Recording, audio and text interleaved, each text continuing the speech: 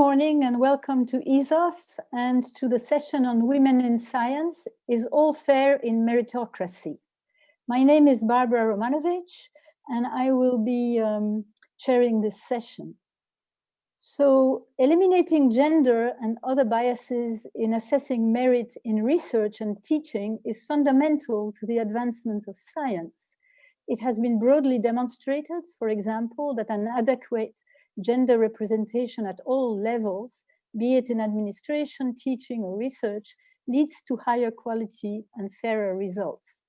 Yet, removing or even reducing such biases is a challenge that requires constant and repeated attention through monitoring, education, and the implementation of appropriate measures. The current COVID-19 crisis has vividly brought to light some of these challenges, specifically those related to sharing of childcare and household tasks while working from home, and not only in academia and research. In this session, we will discuss these and other topics, as well as recommendations on how to increase fairness and inclusion of women in science. We have three speakers. Unfortunately, Carmen Castro was not able to join at the last minute due to health issues. This means that the pace of the session can be a little more relaxed than what we planned initially. I will take time to introduce each speaker before they speak, and each speaker will have their full 15 minutes if they need it, before I let them know that they should wrap up. If there is time for a quick question or two at the end of each presentation, I will allow them, but keep in mind that we should have at least 15 minutes at the end of the session for general questions and discussion. To kick off the session, I will now put on my hat as member of the European Research Council Scientific Council and chair of the working group on gender issues to briefly present to you the measures that ERC has been taking since its foundation in 2007 to address gender bias in its procedures for selecting research proposals of excellence.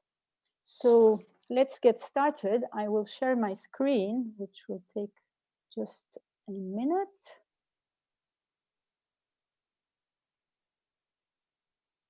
And go to full screen on my presentation. Okay, is this okay? Is it visible? Yes.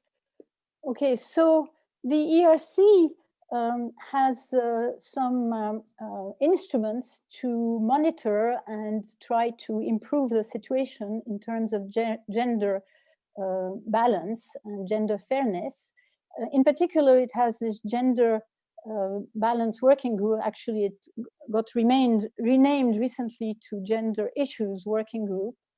It has developed an ERC gender equality plan. It takes part in international gender summits and conferences like ESOF, and organizes sessions at major discipline-oriented conferences to discuss these issues and implement. I would like to also mention that we also are monitoring and concerned about other types of biases, such as the question of the EU 13 underrepresentation, but this will not be the topic of this talk. So what are the actions that the ERC has implemented to promote equality of opportunities for men and women? Starting in 2007, the first one was to extend the eligibility to apply for grants to 12 months per child born after the PhD, with a limit to 4.5 years after the PhD. This was found to be not quite sufficient, and in 2010, this eligibility extension was extended to 18 months per child born during or after PhD. In 2013, as ERC was seeing that there were still some discrepancies between men and women success rates, and after discussions, some aspects of the proposals were changed, and in particular, the scientific leadership potential, which is the self-evaluation section, was removed from the ERC application forms because it was it was observed that women had a tendency to evaluate themselves, to underreport their achievements. In 2014, again, for some same kind of reasons, the model CV template was introduced in ERC application forms to make sure that everybody reported the same kind of achievements, the same milestones in their career. And in 2015, now we removed the eligibility extension limit and added an extension of eligibility for care of sick relatives. In addition, the track record assessment is now focused on a limited number of publications to again try to equalize the appearance of the different proposals. In 2016, we introduced an unconscious bias video, a 7-minute video, which introduces panel members at the beginning of the panel sessions, panel review sessions, to the issue of unconscious biases. And that video is being shown at every time a new panel session begins. In 2017,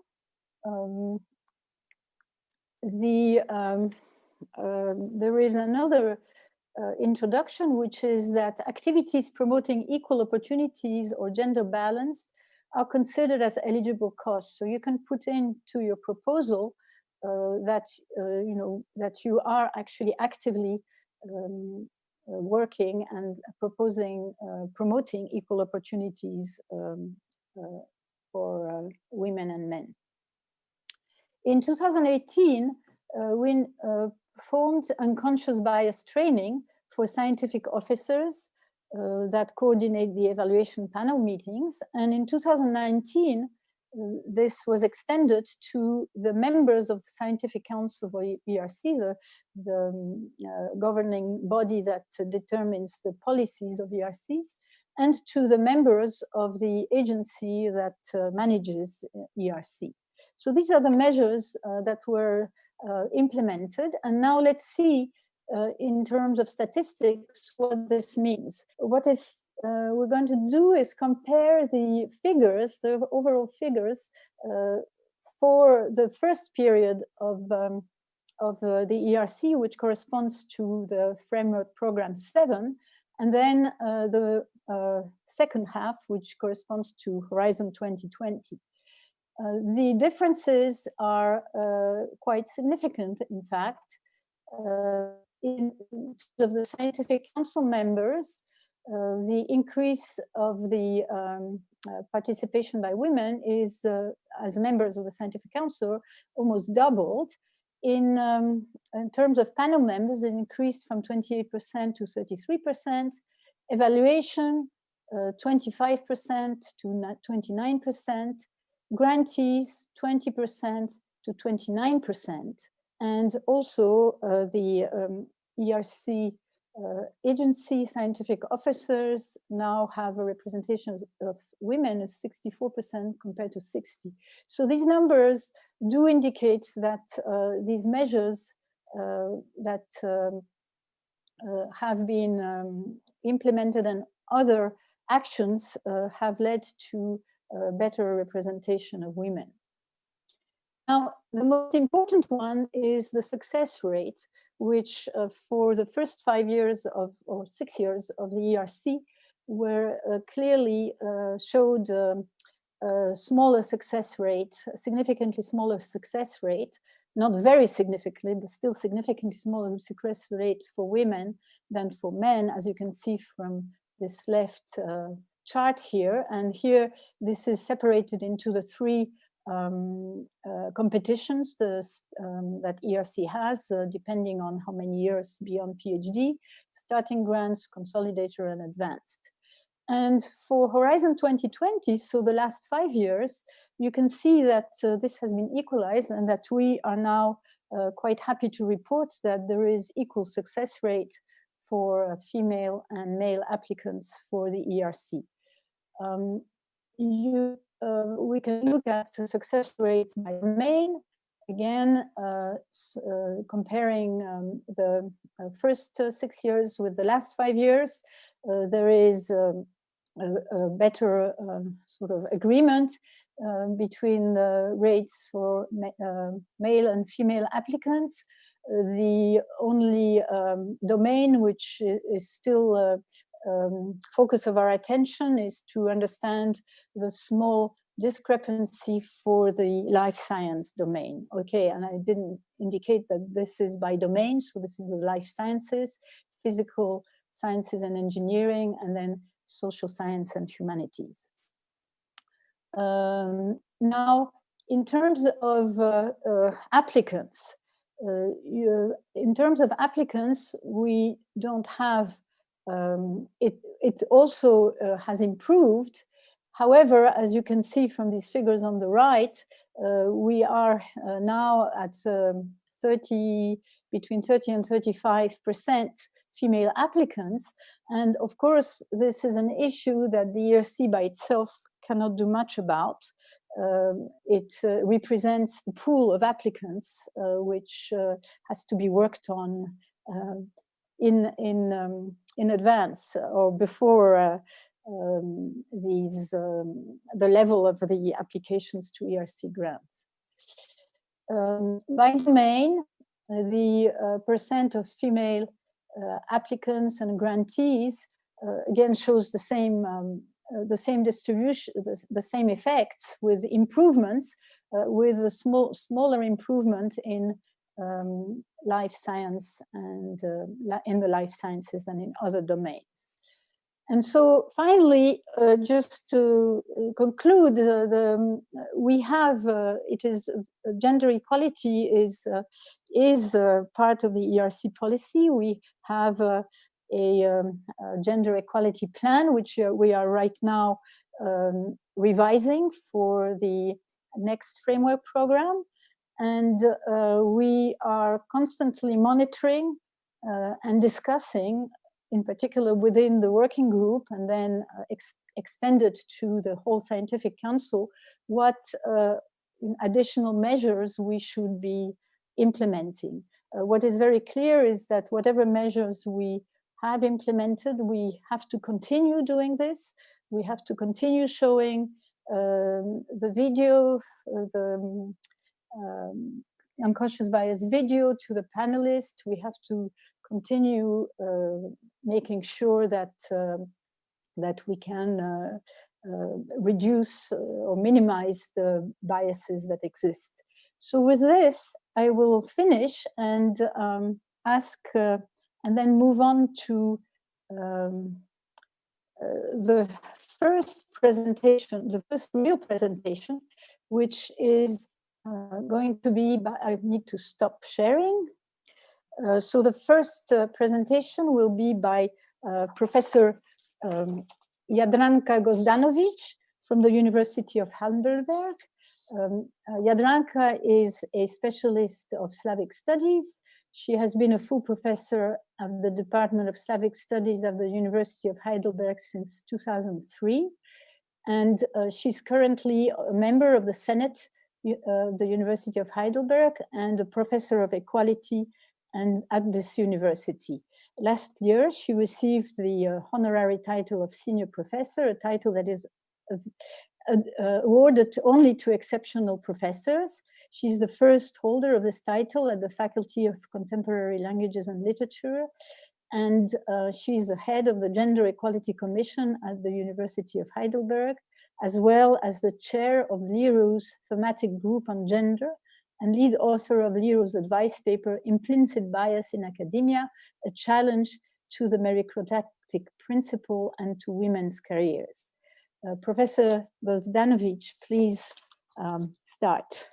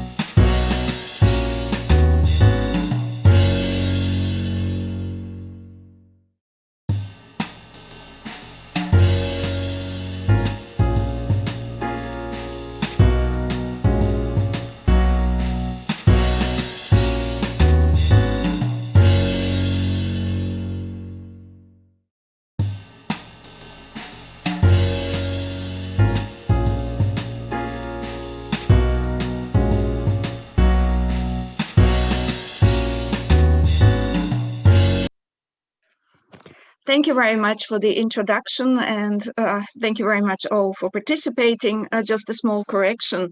By becoming a senior professor, I stopped being a member of the Senate and leading the group, but it's not so important. I do lead the Lero group on equality, diversity, and inclusion, and we very much discuss the topics, including the topics you mentioned. Can we please go to the next slide?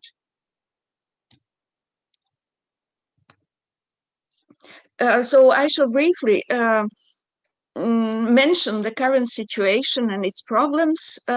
Then a few words about the general situation.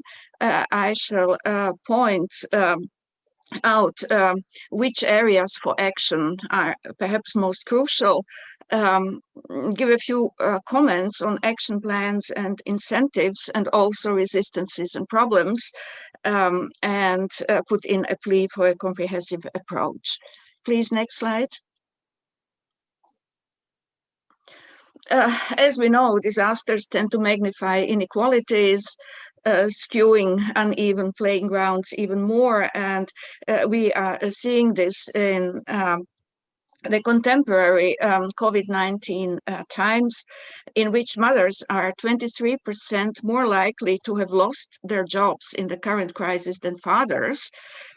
This is an investigation of UK Fiscal Institute and UCL, so it refers, of course, mainly to UK, but it is, of course, based on the fact that mothers more often, even Europe-wide, have problematic positions, 3% more. So this indeed reveals the problems existing already. Can we go please to the next slide? And so the official advice on how to do homeschooling, this is indeed an official site which tells parents how to do this homeschooling, how to teach their children. But look at the picture. The pictures do not consist of both parents. It is just mothers. So it is deeply entrenched in the culture that this is the mother's duty. And so the consequence is that in lockdown, mothers were able to do only a third of the uninterrupted paid work hours of fathers. So mothers had also to work at home, but not to the full extent. And of course, this shows in the publication problems as investigated by Anderson et al., including the next speaker of this session, showing that publication-wise, even related to COVID-19, especially early career first authors published 19% less than in the year before. Can we go to the next slide, please? Given the fact that especially for early careers, publications are crucial for further success, we are facing a major problem on top of all the economical problems we are facing. This is another very clear problem of a comparable size, that intellectual capital is being lost. And this will have to be taken care of in research funding, because this is a major qualification for academic career progression. Another point is, of course, mobility, which was not possible in these days. Can we please go to the next slide? So this was the publication by Anderson et al., showing really that for the especially early careers, there was a detrimental effect for last authors, or generally the effect was not yet so big. Maybe go to the next slide, please. So, of course, the problem is ERC, as Barbara mentioned, is getting a pool of applicants of between 30 and 35%. And the problem is that at the universities, we lose this capital. So the universities are not able to ensure the necessary pool, let's say, for ERC. To really proceed to full equality. And we know, and these are Europe-wide figures, but we know them from own countries and own universities, that we simply lose female potential on the way to full professors. And this is where it is really happening. Can we go to the next slide, please? On top of it, we lose a female capital. And this is related to the general regulations, precarious positions, also short-time positions. We know that postdocs can be employed only for a limited extent of time, even in the richest countries of Europe, like Switzerland, where 8 years is an absolute limit, and you will be out of academia if you have not been able to secure a professorship or something like that. This, of course, this uncertainty makes it difficult for women. It is also difficult because university structures are such that, and this is something Lisa Husu has been mentioning in a recent publication about gender-sensitive university, structures are such that early career researchers, especially women, are in a very problematic situation. We have these steep university hierarchies with usually a male single professor making all these postdocs fully dependent and giving very short-term contracts, which really makes it highly problematic. Also highly problematic for international mobility, which is also a part of the requirements, which might have to be loosened, so that you say that virtual mobility, cooperating in international networks, should also count as mobility. But the requirements are huge. And on top of it, the payment does not really reveal that women and men are seen as equal. I am mentioning just a few figures from SHE figures, but for specific countries. If you compare the gender pay gap, we are talking about pay gap in academia versus economy at large, what we see is that the academia is not better. It is a lot worse in countries like Ireland, like the Netherlands, like Sweden, like Denmark. We all think Scandinavia is wonderful, but in this respect, not yet. And then you see Germany. Germany seems to be very good in academia, but the problem is that in the basic salary, the difference is not so huge. But you have all these add-ons for functions in the university, and functions are mainly performed, or to a larger extent, by men than by women. And also for negotiations, if an offer is being given from elsewhere. And also these add-ons in salary for negotiations for special functions are not public, and they do not go into this pay gap. So meaning that the pay gap differences are significant in academia, which means that it is not as attractive as it could be. Can we go to the next slide, please? Now, of course, then people often say, yes, but this is the old situation and we are improving this situation. And indeed, the young generation is somewhat improving, but in countries like the Netherlands, the improvement is not so big. But then looking at the age, so younger than 35 or older, of course, there is a difference, but the major difference we can see in several countries. We can see it in the UK, we can see it in Ireland, we can see it in Germany, Denmark, also to a good extent, and Croatia. And these countries with an enormous improvement, like the UK and Ireland, introduced the Athena Swan program, which really makes you to go down to assess the strengths and weaknesses and opportunities, to formulate plans, to involve the entire breadth of a field, an academic field, and to really monitor the improvement, react to the developments. So it means that all the beautiful narratives we had over the past years did not help. What helped is very concrete action that goes to the ground and says, what do you have? Where do you need improvement? Uh, do you have sufficient transparency? What are you proposing? And not with a one for all, but to really take field specific need for improvement and proposals and monitoring.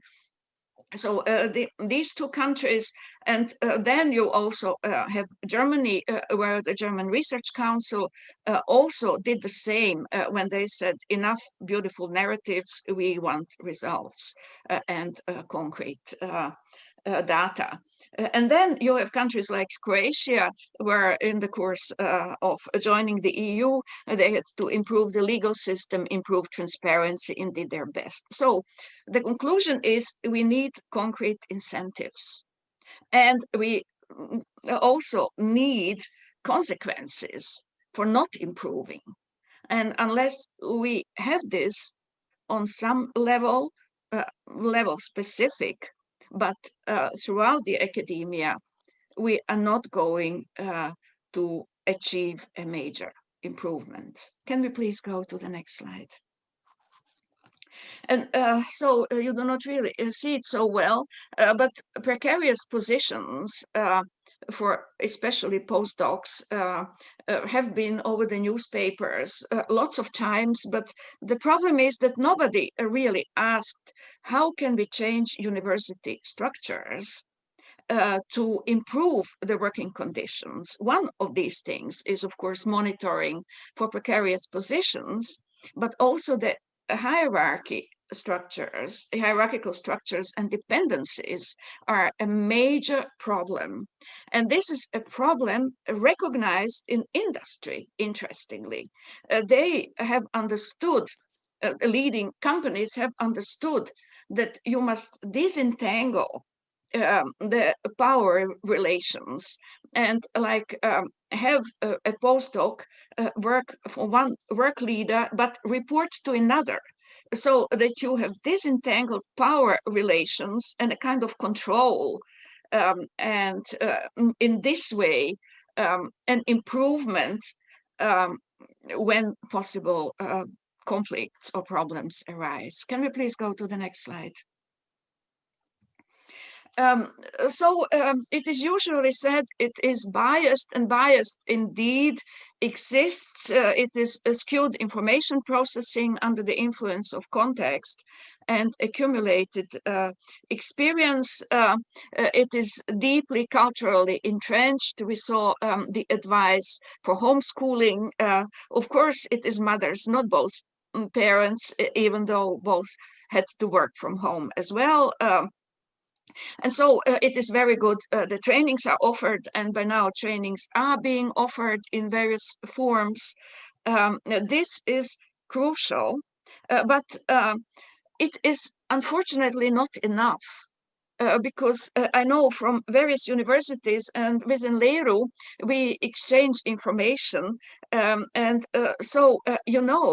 That people even can lose having participated in a bias training as an alibi and say, well, I know all about bias. I did the training, but that's not how they behave.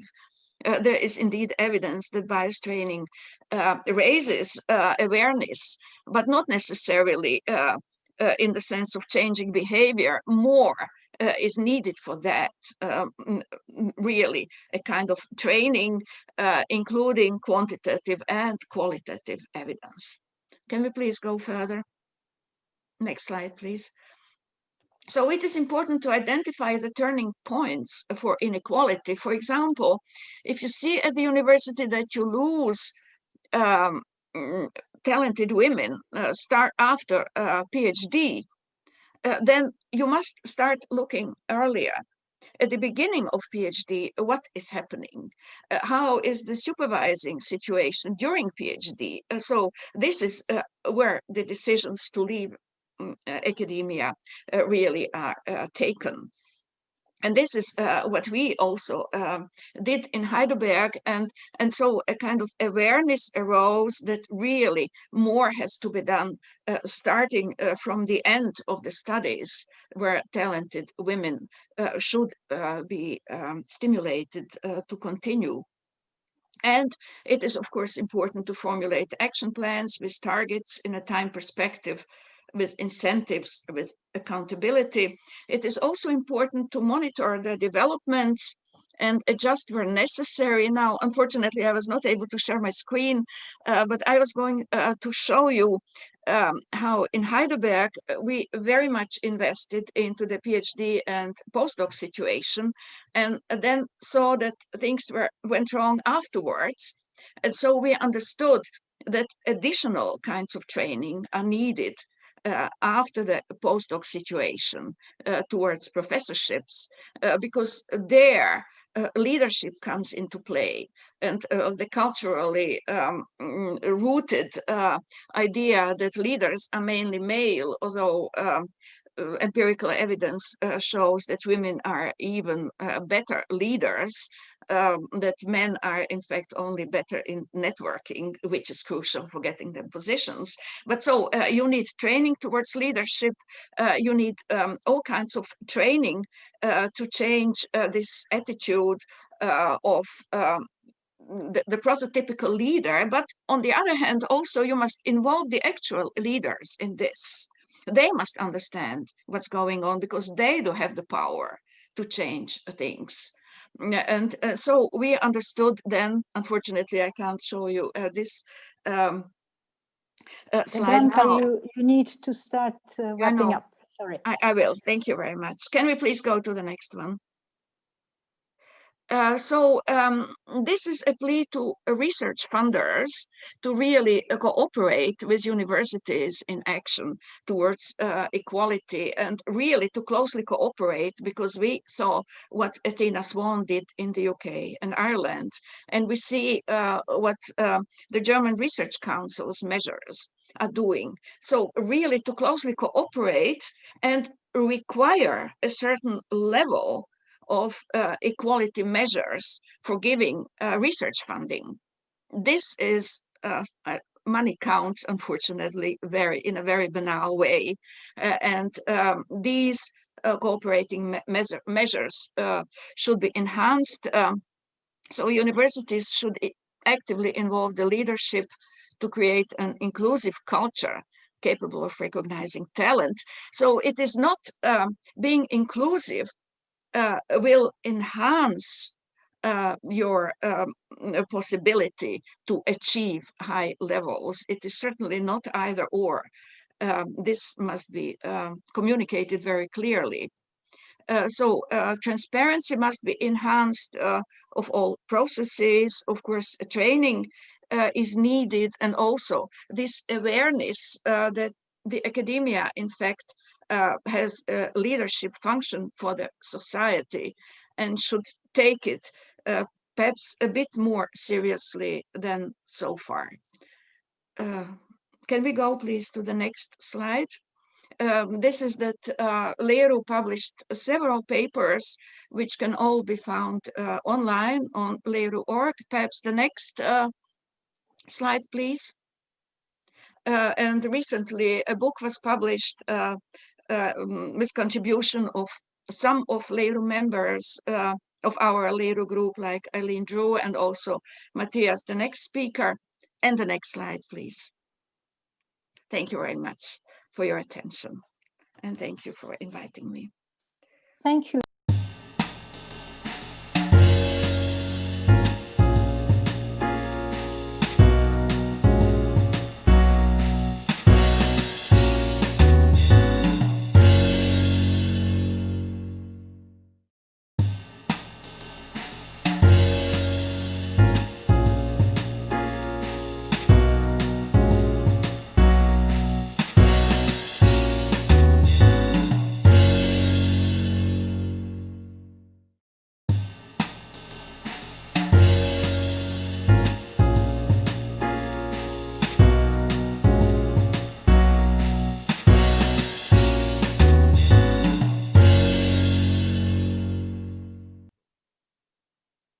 Thank you, Jadranka.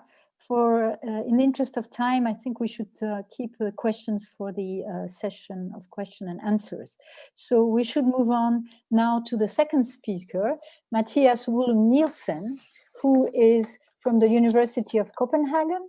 He's a sociologist by training and holds a PhD degree in social science. He wrote his dissertation on new and persistent gender inequalities in Danish academia, and his current research focuses on gender in science, including the link between gender diversity and research outcomes. He recently ended a 2-year stint as a postdoc in gendered innovations at Stanford University, and he has published numerous papers on the topic of gender in science, including pieces in Nature, PNAS, etc. And so, Matthias Wollum Nielsen, it's your turn now. Thank you.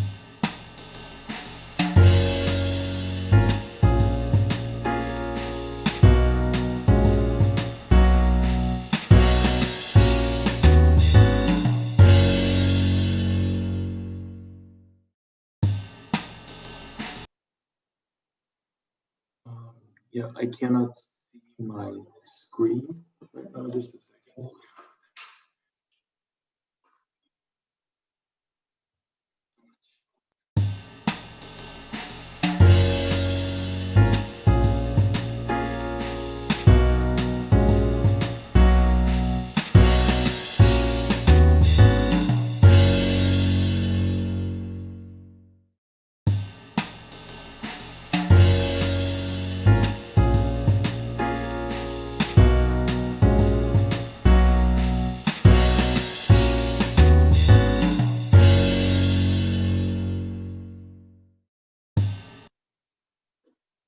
First of all, thanks so much for inviting me to contribute to this important session. I'm very delighted to be part of it. So I only have these 15 minutes, so I'll go straight to my key points. Most of the current science policy debates about gender and meritocracy tend to revolve around the question of unconscious bias and unconscious discrimination, as Jadranka has also pointed to, in academic hiring especially, and also in funding decisions. And these are, of course, very important topics. But I think that the gender equality challenge in academia should not be reduced to this question, as Jadranka also points to. I would say it's not all in our minds, and it's important that we do not individualize the whole challenge related to gender inequalities by focusing on what's going on in our minds without thinking about context. So to fully understand the gender inequalities at play in science, we also need to examine the social and organizational context that serve to amplify both conscious and unconscious gender biases, as Jadranka also, I think, showed very well. So in this presentation, I'll give a few concrete examples to demonstrate this important sociological point, and two of them built on my own dissertation research on gender inequalities in science. The idea of the meritocracy is, of course, in the DNA of the modern university. And as part of my PhD dissertation on gender inequality in science, I interviewed 24 department heads at a Danish university, one of the larger ones, about recruitment and selection practices in the organizations. And many of these department heads describe these recruitment activities based on meritocratic principles. We only look at qualifications. All of our researchers are hired on their merits. For us, it's all about getting the best candidate, many of them told me. And these quotes, I think, demonstrate a strong belief in the meritocracy, not only as an ideal that these recruiters and department heads aspire to, but actually I believe in how recruitment and selection practices actually work at the university. So here we'd like to just point to social psychological experiments that have shown us that strong meritocratic beliefs can be detrimental to gender inequality in organizations. This is, for instance, shown in the work of Emilio Castilla and Stephen Bernard, where they, in their experimental work, show the paradox of meritocracy, as they call it. Specifically, they suggest that performance assessments are more likely to be gender biased in organizations that explicitly pride themselves as being democratic. So they explain the findings by arguing that in contexts in which people are led to feel that they're unbiased and fair or objective, they're more likely to behave in biased ways. And my statistical analysis of more than 1,000 appointments for professorships at the Danish university also raised some questions about how closely the departments followed the principles of the meritocracy. In the decade from 2004 to 13, about 1/5 of associate and full professor positions at the university were filled through closed positions where there were no advertisement and for these positions, and there's usually only a single applicant for each position.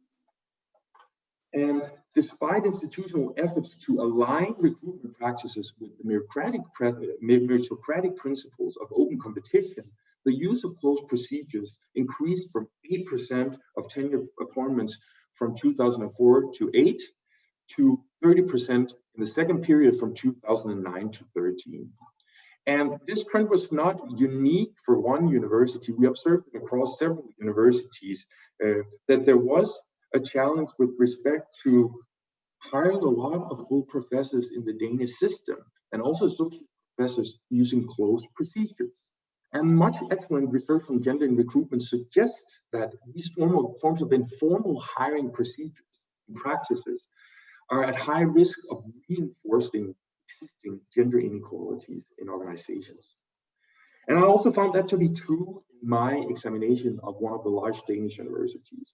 In a logistic regression model where I adjusted for scientific fields and for scientific rank and number of male and female applicants per position, I found that women's likelihood of being appointed for an associate or full professorship was 79% larger when appointments were taking place in open competitions where everyone were invited to apply.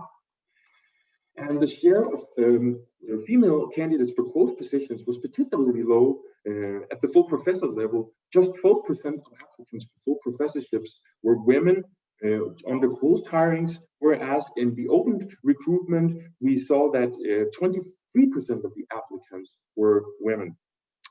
So note here that the hirings under closed procedures typically only have one applicant. And in this case, there seems to be a pre-selection going on that results in very different rates of how many women are hired in the two situations, 12% versus 23%. So to briefly summarize this first part of my presentation, the analysis of recruitment and selection at a Danish university demonstrates how women may be at a disadvantage even before the formal assessment of applicants for associate and full professorships begins. So despite a strong belief in the meritocracy among the recruiters, pre-selection seems to be prevalent in hiring practices, and women are not always given the same opportunities to compete for the permanent research positions as their male colleagues. And this problem cannot be solved solely by making the managers and evaluators aware of their unconscious biases.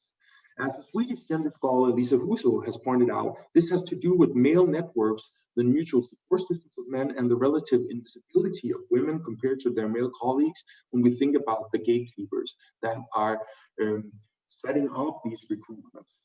So my second example here relates to another aspect of meritocracy, the standardized diplometric indicators that academic recruiters use to screen their local environments for talent and identify scientific excellence. So my goal here is to demonstrate how this form of standardization, despite underlying objectives of making performance assessments more fair and objective, can contribute to perpetuate inequalities in academic organizations. And this often happens in implicit and unintentional ways.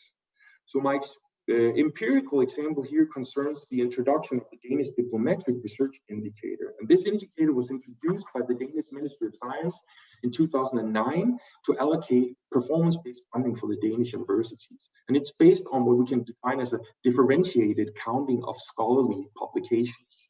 So the indicator makes a distinction between prestigious, high-quality journals and book publishers and normal level publication journals. And when researchers publish in prestigious outlets, their universities will receive more indicator points and thereby more funding. So based on a stratified sample of more than 2,000 Danish researchers, I carried out a study that demonstrates negative gender consequences of this type of standardization. Specifically, I compared how many indicator points women and men on average received for their peer-reviewed publications over a 3-year period.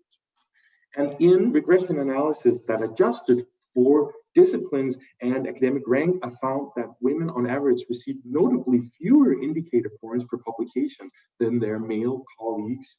If scientific performance is measured by counting indicator points instead of counting publications, the average gender gap in favor of men increases from 14 to 20%. And this is a relative increase more than 40% in the gender performance gap. But how can we explain the widening gender gap caused by the indicator? I think one plausible explanation concerns the gender composition of the 68 field-specific committees that were appointed to develop authority lists of prestigious and less prestigious journals and book publishers that is used in the bibliometric research indicator. These committees primarily consist of well-regarded researchers at the Danish universities, of which many are full professors. And in the period where I carried out this research, 24% of these researchers were women. And in practice, this may imply that journals covering methods and topics that fall outside the interests and preferences of a relatively homogeneous group of already successful researchers, where there's an overrepresentation of men, people that fall also outside this group risk being undervalued in the indicator. So my key point here is that when seemingly meritocratic types of measurement standards are built on the characteristics of a dominating group of successful, typically men, they are at high risk of reinforcing existing gender status hierarchies in scientific organizations. And here I also want to highlight a recent study published in The Lancet that I think does an excellent job at quantifying the negative gender consequences of placing too much emphasis on standardized metrics performance in academic processes. The study draws on data from close to 24,000 research applications to the Canadian Institutes of Health Research. The data in this study allowed the authors to compare women's success rates in 2 grant programs. One program that had an explicit focus, review focus on the past performance of the principal investigator, the other program with a key focus on the quality of the actual research presented in the application or proposal. So while the results presented here may not come as a big surprise to you, they're still both interesting and important to remember. In the grant program, with an explicit focus on past performance, women's likelihood of winning a grant was 30% lower than men's. In contrast, no clear gender differences in success rates were observed when evaluators focused on the quality of the proposal.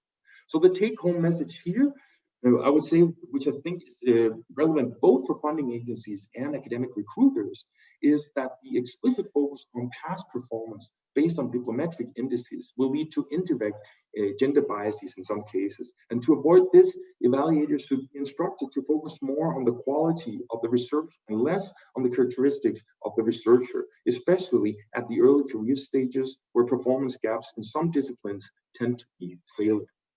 And as a final point related to that, I just want to relate this to the current situation with the pandemic, because I think the point has become extra important.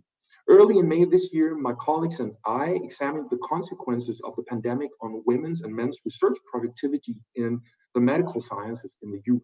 So in a study which is now published in eLife, we compared women's representation as first and last authors in medical journals in 2019 to their representation as first and last authors on papers about COVID published in the same journals during March, April, and May 2020.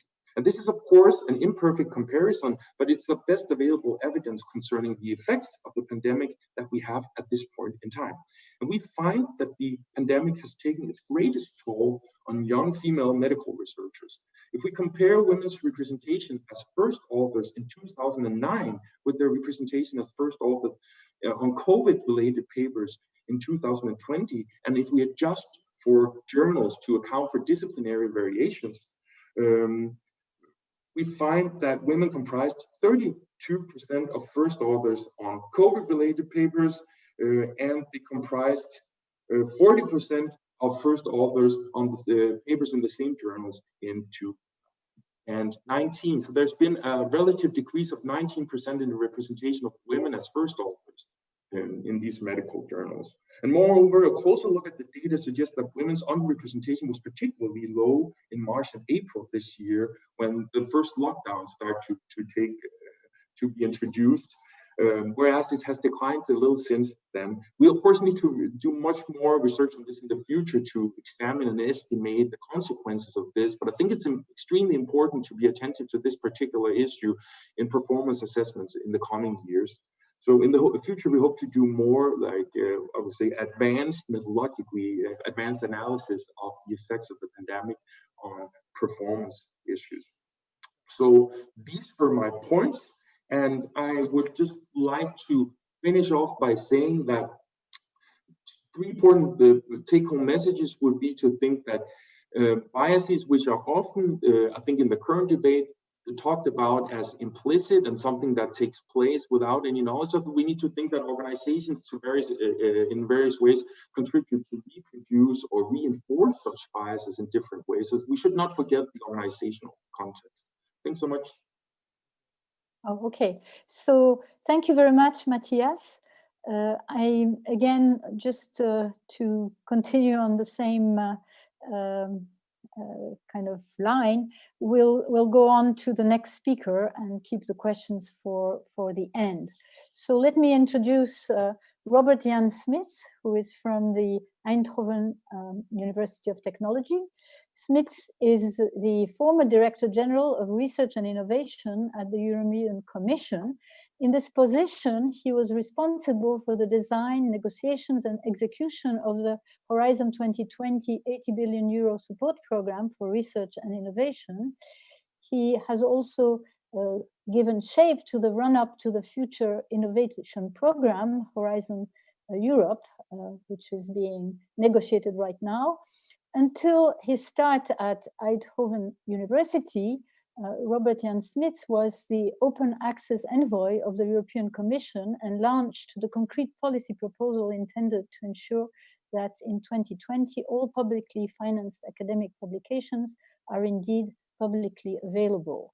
And he is an advocate for diversity and equality in research, and he will present his experience, of the Irene Curie Fellowship Program at Eindhoven University of Technology, which is aimed at ensuring gender equality. So, Robert Jan, it's your turn.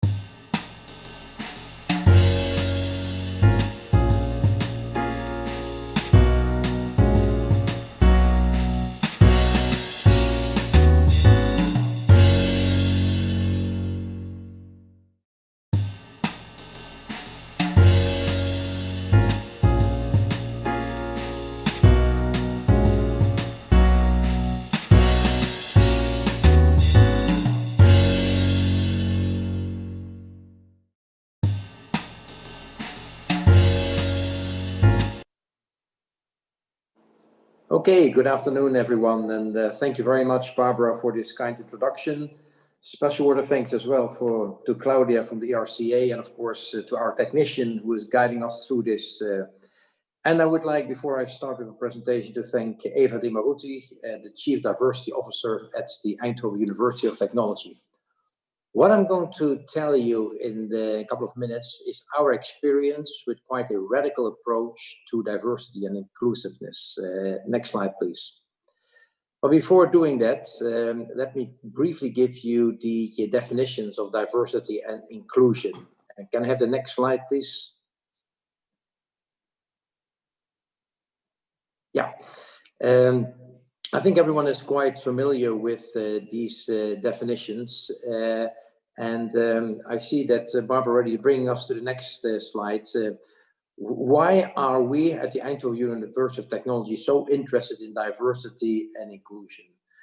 We believe that a diverse workforce generates much better. Don't go too quick. Only when I say move the next one. Okay, sorry, I quick. thought you asked me to do that. No, sorry. I will mention it. Sorry for that. Yeah.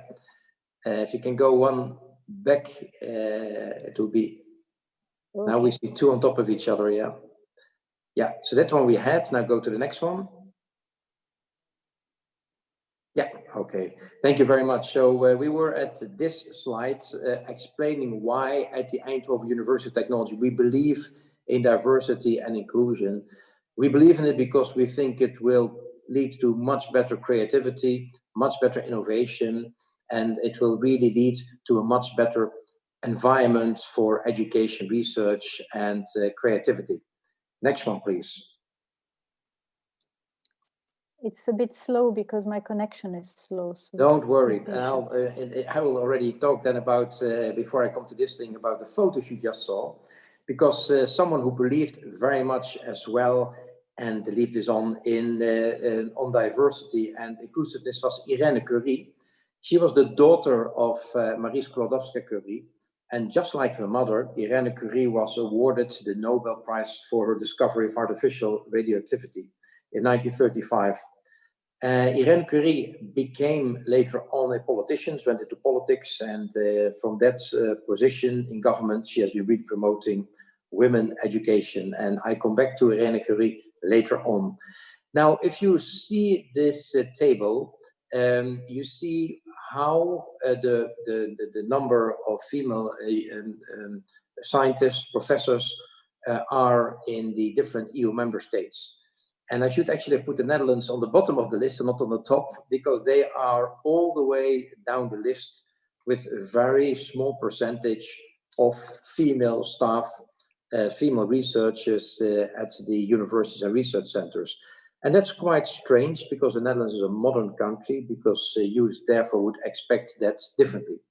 But if you look, and that's the next slide, if you then look at the situation inside the Netherlands, then you will see very, very quickly that it's mainly the universities of technology which find themselves down the list. And in particular, the Eindhoven University of Technology is way down in the Netherlands.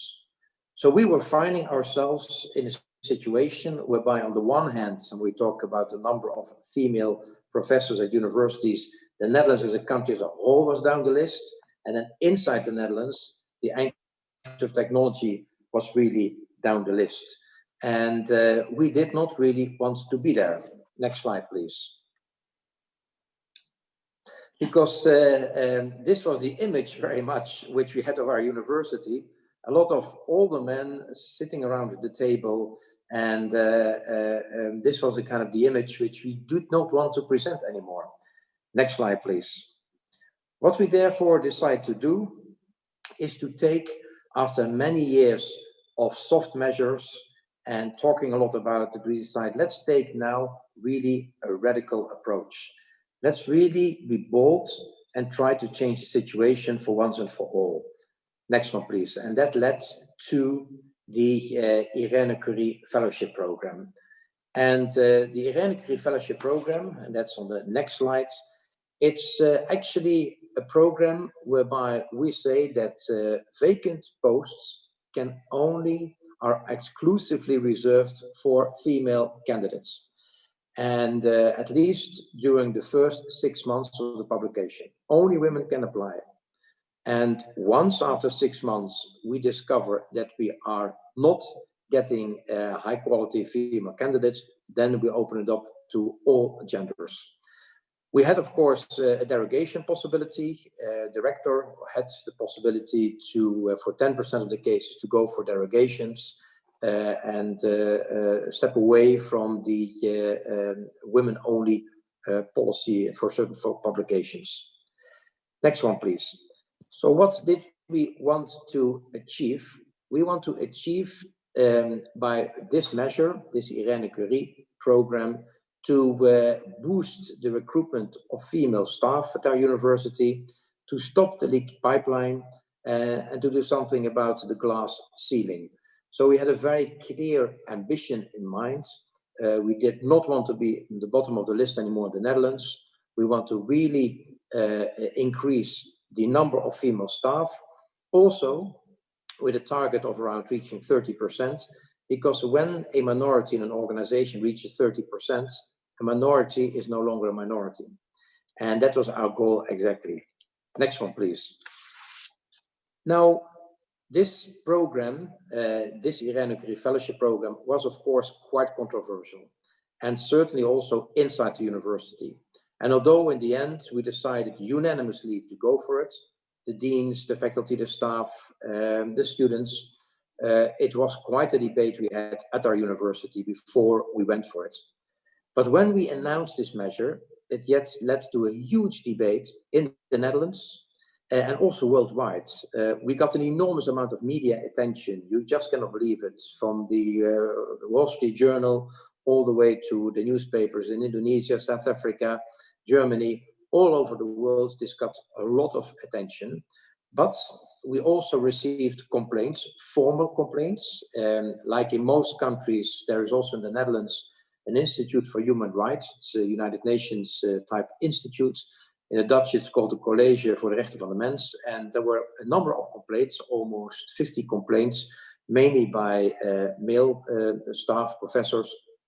And this has led a couple of months ago to a verdict whereby the Institute for Human Rights told us that we could not continue with this measure. We should adapt it.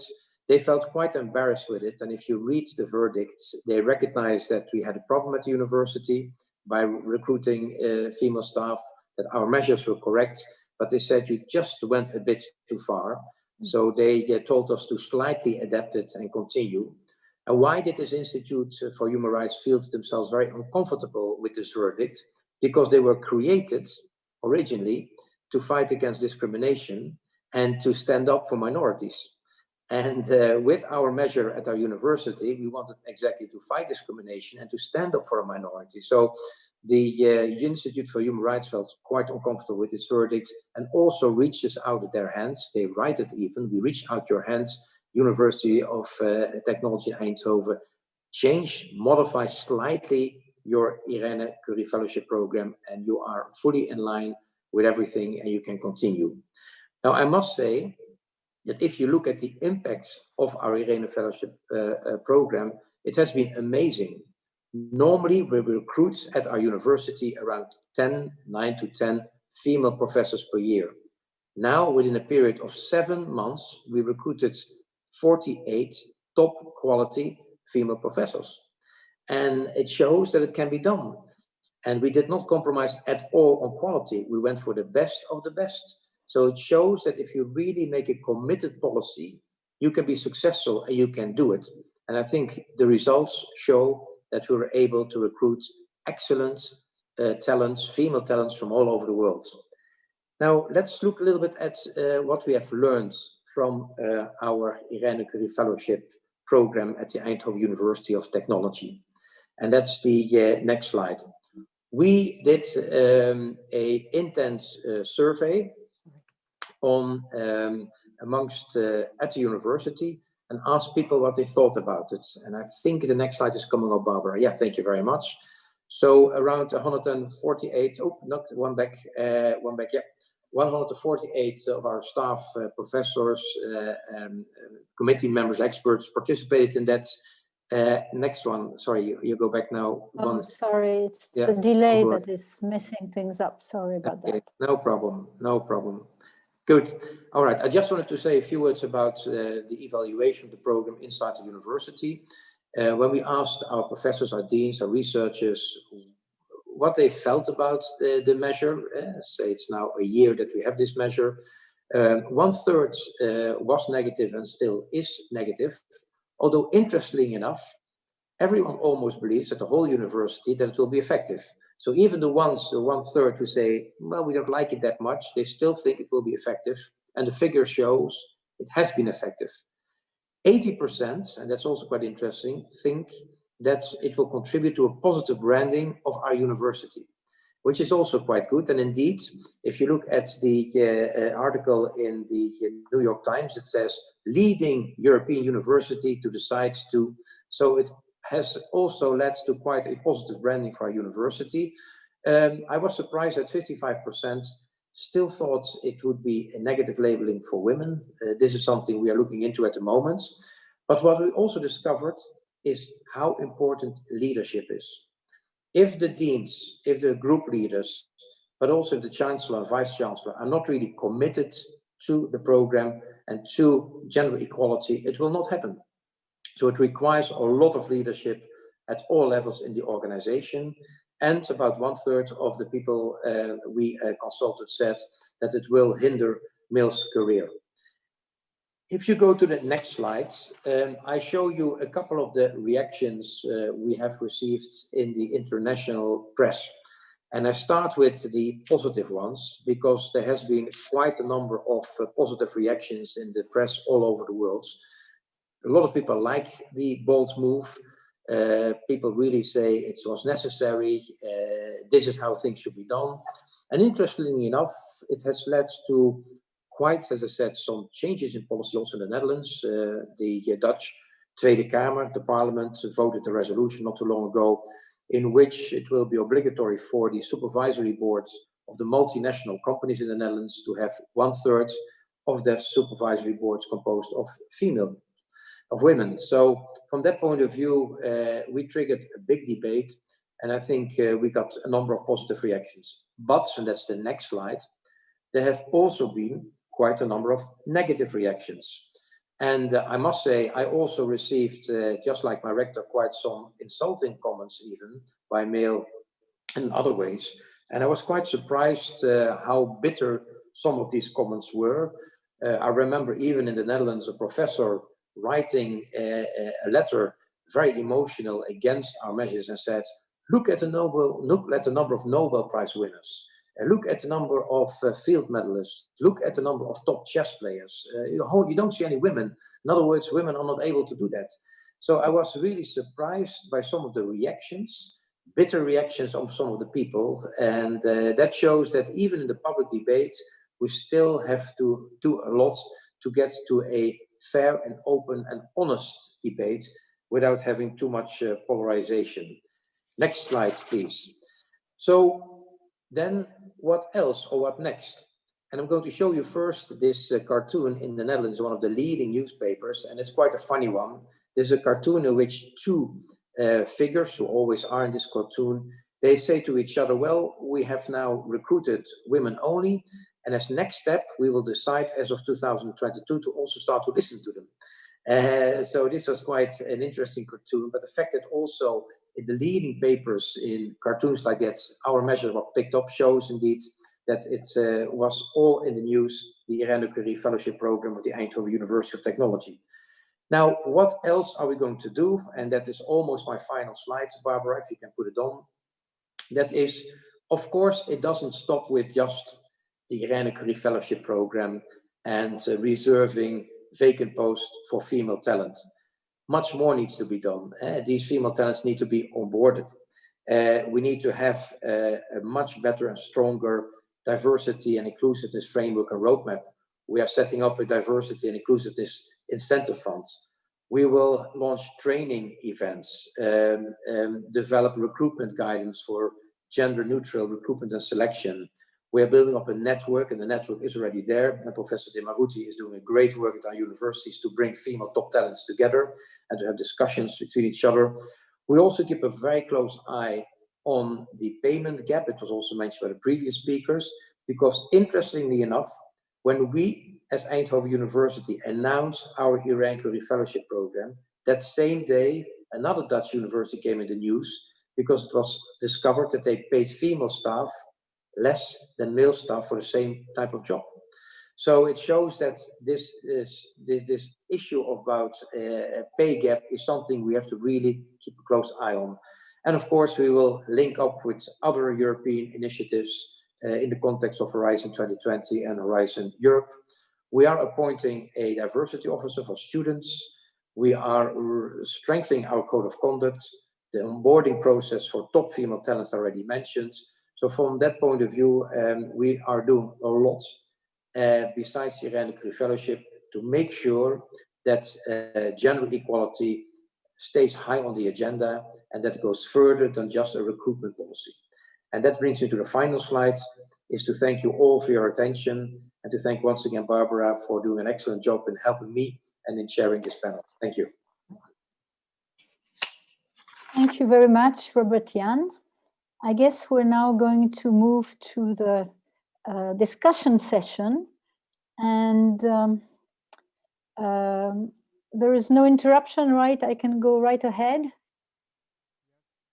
Yes, okay. So I'm looking at the chat to see what questions have been asked. Can start from there. There is first a question for Jadranka. Can you be more specific as to how the UK and Ireland managed to reduce the gender pay gap for the younger cohorts? What specific actions? Are you hearing me? Yes. Yeah, okay, thank you very much. It is one of the tenets, I would say, of Athena Swan to have full transparency. So the first step was to introduce full transparency on incomes. This is what was done in the UK. This is what was done in Ireland.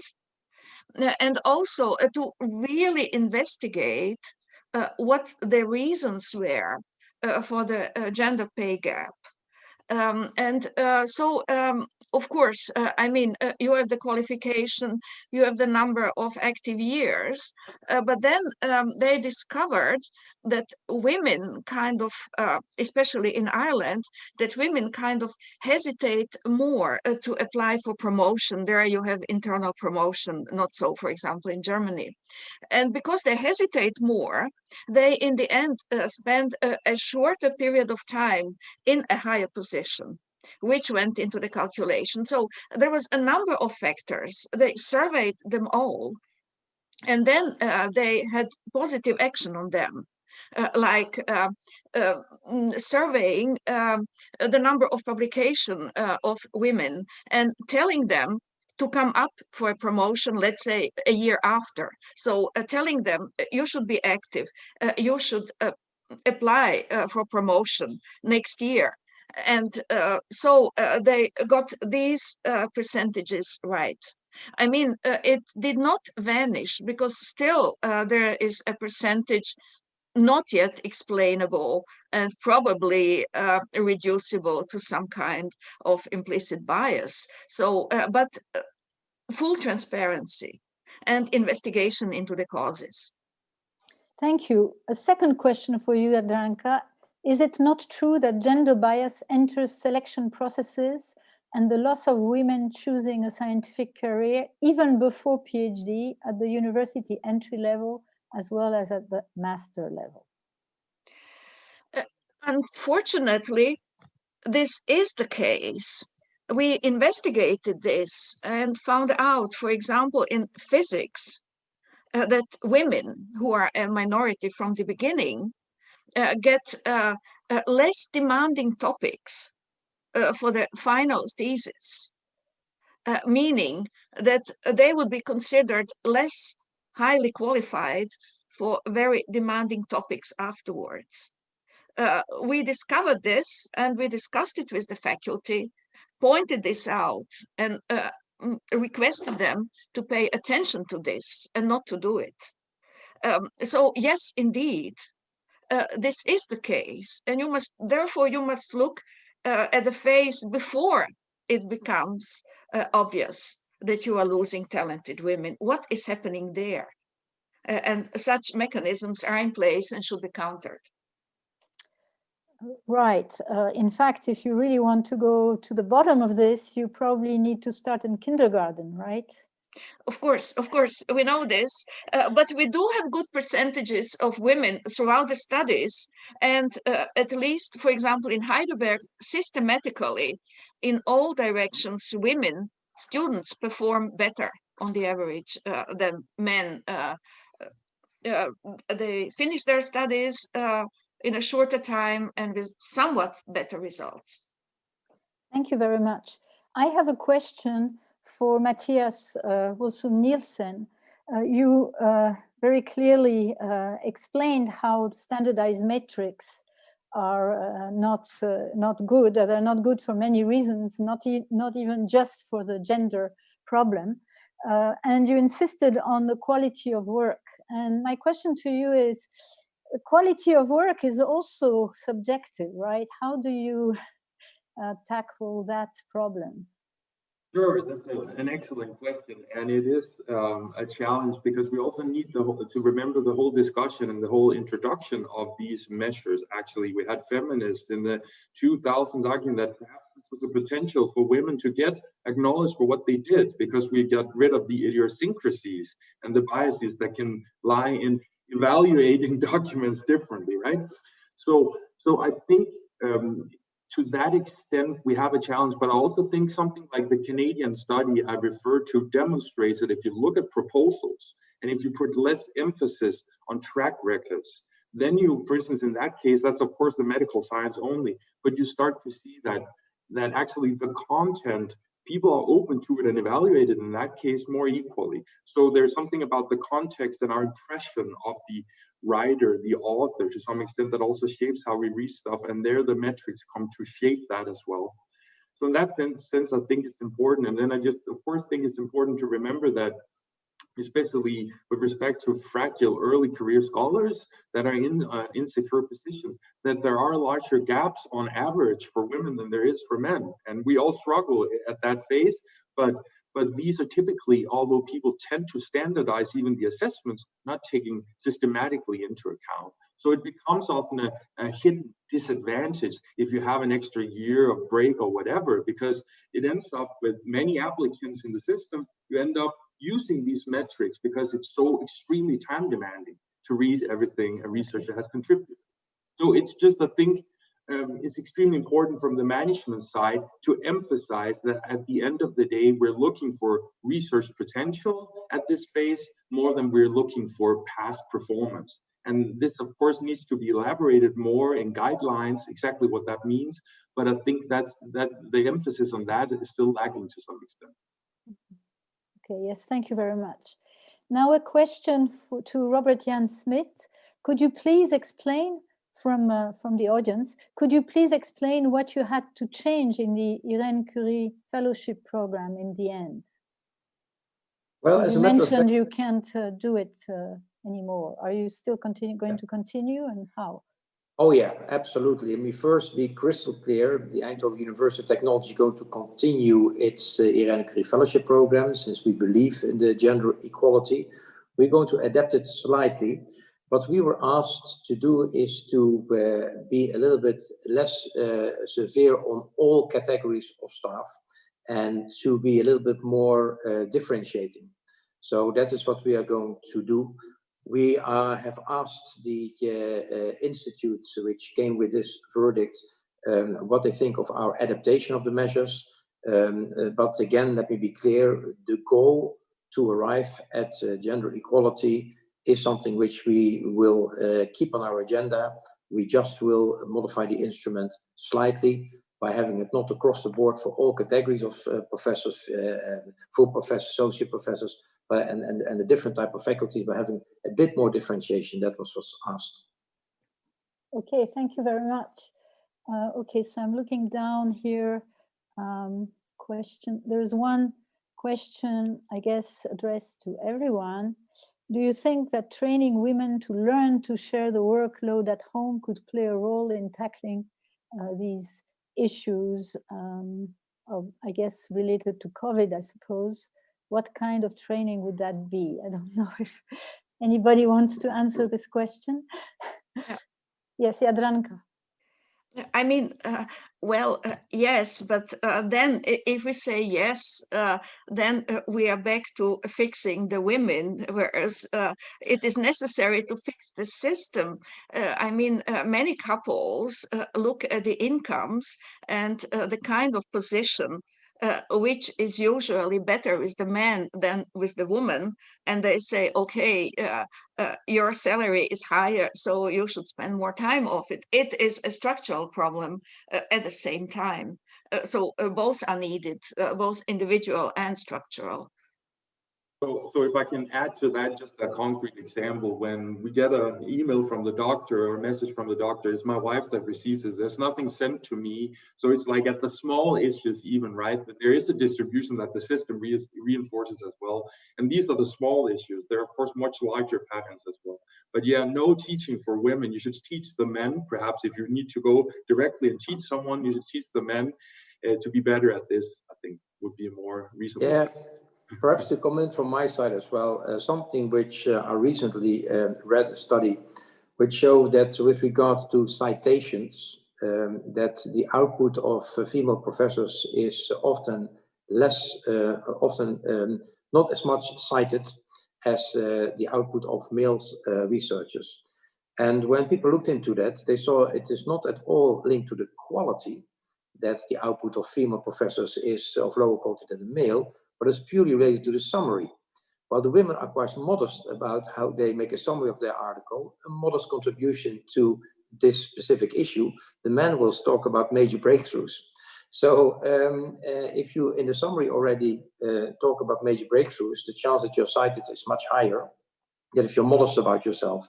So I think it's deeply rooted. There are deeply rooted things, and even with institutional changes or with policies we took at our university, there are still some major issues where we need to look into which cause the bias, conscious or unconscious bias. Yeah.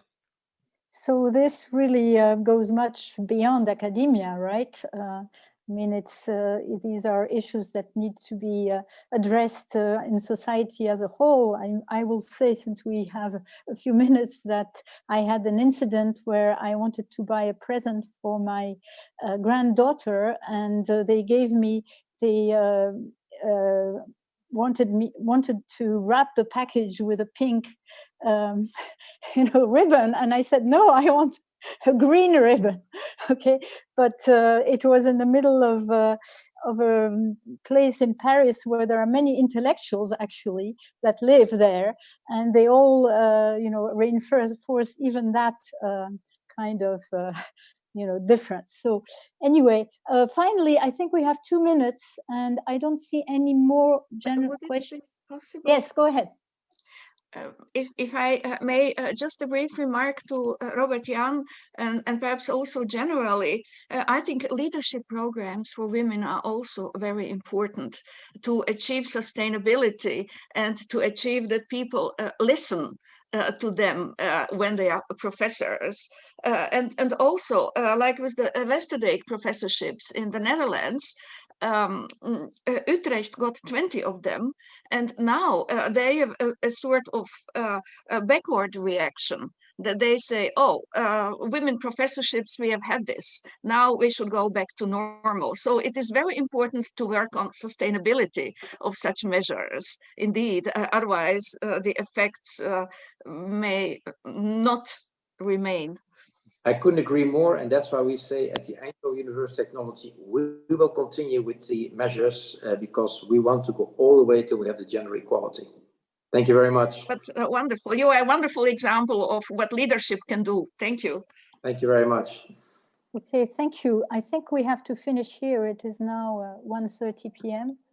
And so I would like to thank all the speakers for their interesting presentations and also for the discussion. And good luck with the further promoting the equality in academia.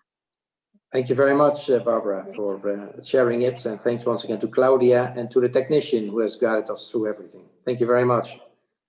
Bye-bye. Bye-bye. Bye.